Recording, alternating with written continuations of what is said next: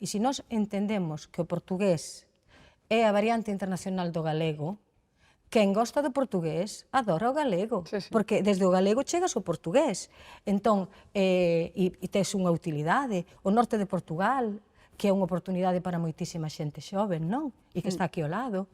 Entón, a min isto pareceme que agora, despois de 40 anos, que xa é unha nova etapa. Non sei por qué, me dá a sensación de que algo grande está pasando e que vai cambiar, algo vai cambiar. Ti tes a sensación de cambio agora? Absolutamente. Agora, isto é decir, o cambio de paradigma que supón a popularización de internet e, sobre todo, nomeadamente as redes sociais, o dominio das redes sociais por parte do alumnado, eu penso que marca un antes e un despois na concepción que o alumnado ten, evidentemente, do mundo, xa só, non? E, por suposto, a chave para abrir o mundo é a lingua, non?